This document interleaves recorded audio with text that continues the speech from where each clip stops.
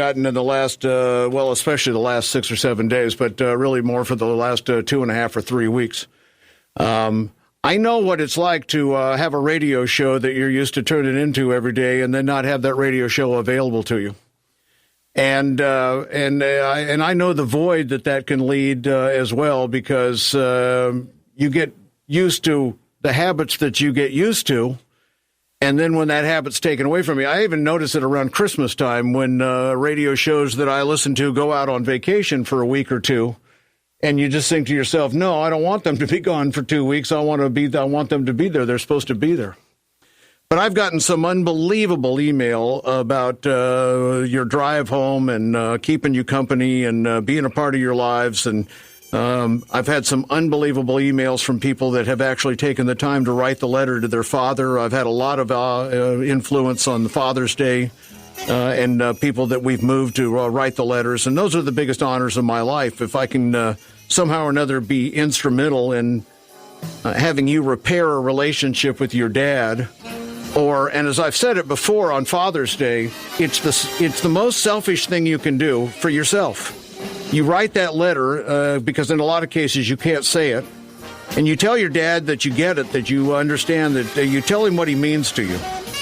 And then if something ever happens to your dad, that you don't live with that guilt trip for the rest of your life that so many others of you have written me about and said, I never got a chance to write the letter and it bothers me to this day. So write that letter to your father. It's the last day at WBT, and we have an interesting hour set up for you, and we'll get to that next. What a drag it is getting old.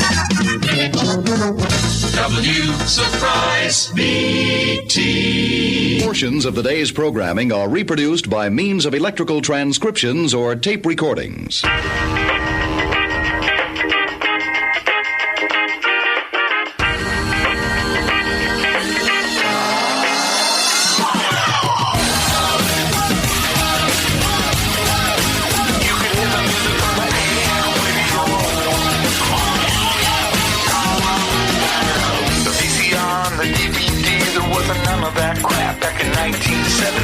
We didn't know about a World Wide Web, was a whole different game being played. Back when I was a kid, wanna get down in a cool way, picture yourself on a beautiful day.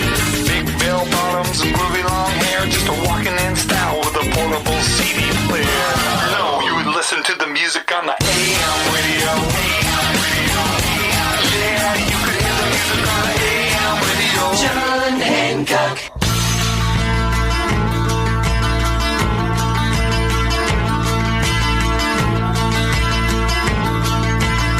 This is John Hancock.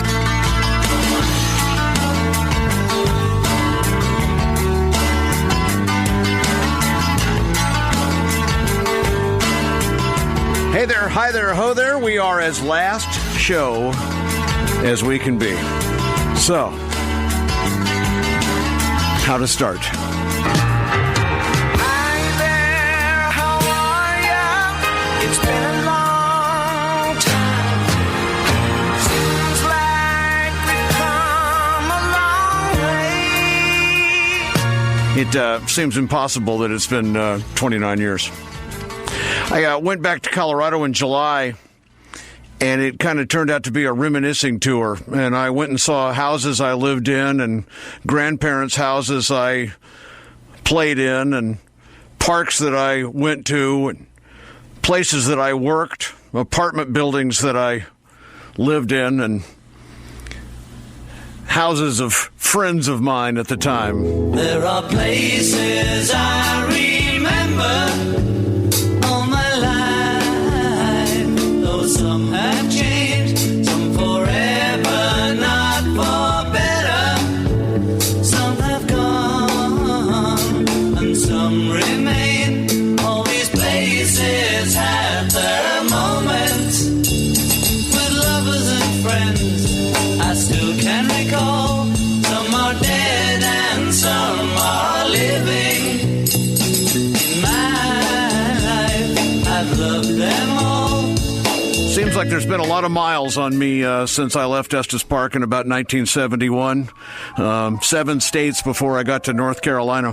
When I was in Colorado in July, I drove down Grant Street because for some reason or other, I remember Grant Street as being a place that I remember screaming out, why can't anybody hire me? I've been so many places in my life and time.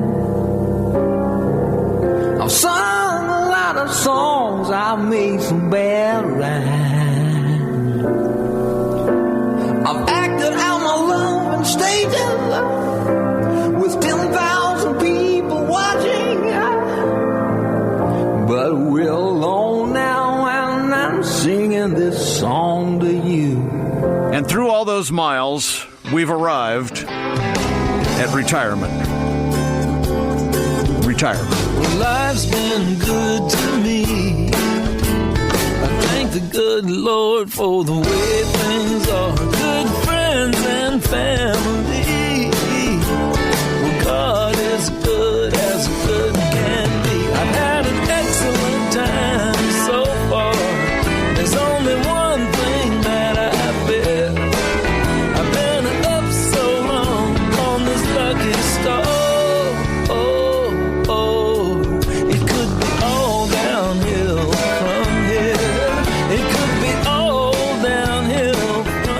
Too bad for an old Colorado long hair. 'Cause he's an old hippie and he don't know what to do. Should he hang on to the old? Should he grab on to the new? He's an old hippie. This new life is just a bust. He ain't trying to change nobody. He's just trying real hard to adjust. When they put me in the WBT Hall of Fame a couple of years ago, I made reference to a John Prine song from the album The Missing Years. It's called Picture Show. And it talks about a young man with a vivid imagination listening to a radio. And all he really ever wanted was to be a player, was to be I wanted to be a big shot in the market I was working in. And I thought that would be Denver. But it didn't. It turned out to be Charlotte, North Carolina. But when I first set off to get into radio, I just wanted to put my picture in the picture show. A young man from a small town with a very large imagination lay alone in his room with his radio on, looking for another station. And when the static from the mouthpiece gave way to the sound below, James Dean went out to Hollywood and put his picture in a picture show. And so I did. James Dean went out. I put my picture in the picture show. The picture show in Charlotte, North Carolina. So let's go full circle back to that trip to Colorado, the reminiscing tour, where I spent some time and where I grew up and where I struggled to find somebody to give me a job in radio and where I started off what has just been an unbelievable journey. I've been lately thinking about my life's time, all the things I've done and how it's been. And I can't help believing in my own mind. I know I'm gonna hate to see it end. I've seen a lot of sunshine, slept out in the rain, spent a night or two all on my own. I've known my lady's pleasures, had myself some friends, spent a time or two in my own home. I have to say it now, it's been a good life all in all. It's really fine to have the chance to hang around and lie there by the fire and watch the evening tire while all my friends and my old lady sit and pass a pipe around and talk of poems and prayers and promises and things that we believe in. How sweet it is to love someone, how right it is to care, how long it's been since yesterday. What What about tomorrow? And what about our dreams and all the memories we share?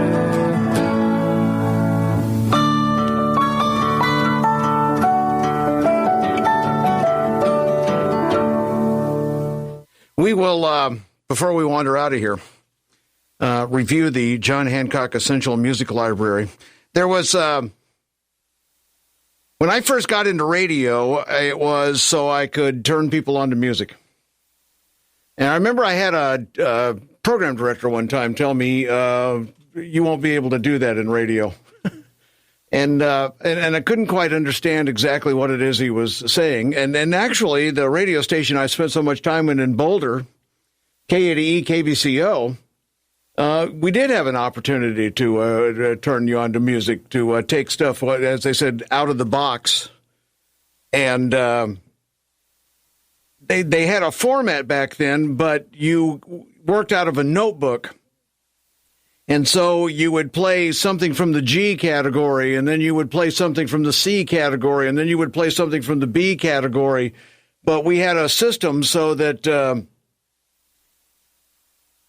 you had like an ink color, and there was a criteria that if you had played that song and not two other ink colors had come in between you, you couldn't play it yet. But you had like a list of 150 songs to play, and so you learned how to seg music together, and so you did get to kind of play music, but you never got a chance to hear a great album, per se, and then go on the air and say, hey, listen, I just found this new group called I Want to Play This Song for You, unless you could get, and KBCO was pretty progressive in the way that they did that.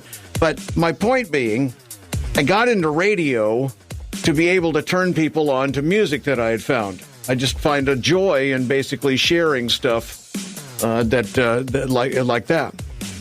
And then I end up in talk radio. So this last hour features a lot of music. So it just seems fitting to me that I got into radio to play music, and I'll walk out on talk playing music. Over to the traffic center we go, and Boomer Von Cannon.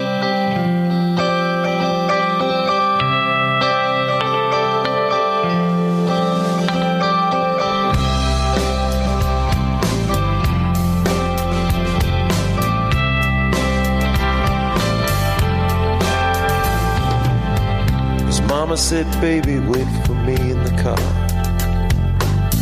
And she went looking for his daddy inside a bar. So he sat and let the radio take him far away, listening to XPRS and KRLA.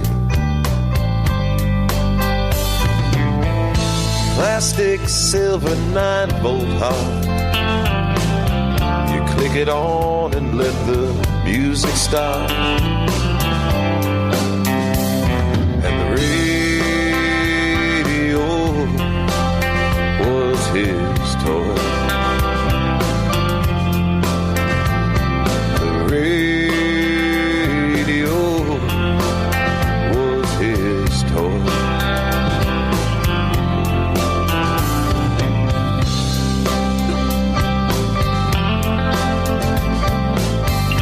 I was not one of those kids that thought about, for the time he was like Bo Thompson. I think about the time Bo was 7 or 8 years old, he thought about being in radio and getting into radio, and then I was not one of those kids. I had no direction. I had no clue what I was going to be doing at 7 or 8 years old. In fact, I didn't have a whole lot of clue as to what we were doing when I was a junior or a senior in high school. I went to military school in my sophomore year, my junior year of high school. And then I came back to Estes Park High School, and I only needed 2 credits to graduate, science and PE. And they got the PE class and the science class out of the way. I think I came back to the school in the afternoon had science in the morning, and then I had a gap until PE in the afternoon. And PE would have segged into, high school football or whatever